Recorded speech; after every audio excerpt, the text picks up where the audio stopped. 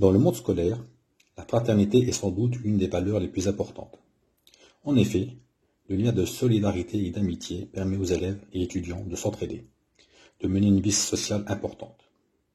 Mais tous les jours, des milliers d'élèves se retrouvent malheureusement mis à l'isolement. Que ce soit du harcèlement, une simple mise à l'écart volontaire ou non intentionnelle, cela peut entraîner de très graves problèmes psychologiques pour la victime. Dans l'immédiat, mais aussi à l'avenir, en impactant par exemple le développement de sa personnalité ou en causant des problèmes d'adaptation. Dans ces cas extrêmes, cela peut même mener au suicide. Il est donc primordial de réagir et de limiter au maximum l'isolement scolaire. Clément, jeune lycéen, a répondu à notre invitation et nous témoigne son expérience de mise à l'écart scolaire. Bonjour, depuis petit j'ai toujours été très timide, ainsi je n'allais pas trop vers les autres, notamment lors de l'entrée scolaire.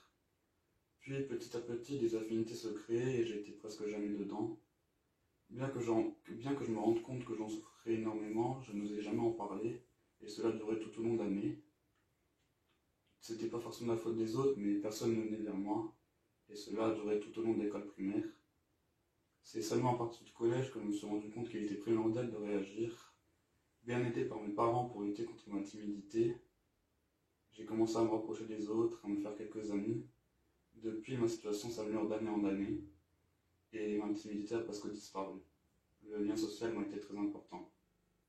La question de la fraternité se pose d'autant plus avec la crise sanitaire qui impose de nombreuses périodes de confinement.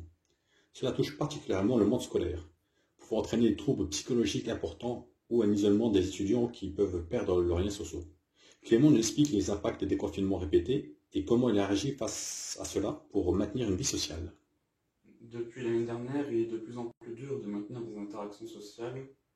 L'interdiction stricte de sortir, notamment pendant le premier confinement, limite forcément notre lien social. Comme vous pouvez le voir, j'ai un cours en distanciel qui commence dans une dizaine de minutes et je suis seul à attendre dans ma chambre. Pas de récréation, on peut plus se voir entre amis ou de manière très limitée.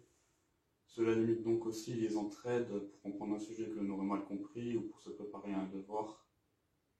Pour maintenir un minimum mon lien social, j'essaie d'appeler des amis tous les soirs.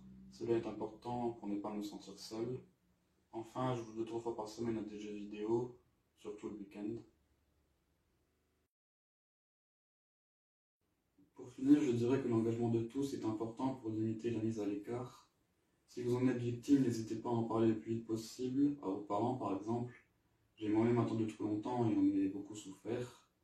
Enfin, si vous faites partie d'un groupe soudé, n'hésitez pas à intégrer au maximum des personnes à l'écart. Cela vous fera du bien et leur fera du bien.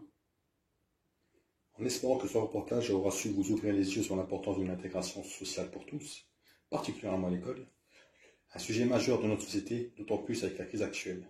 Bonne journée à tous.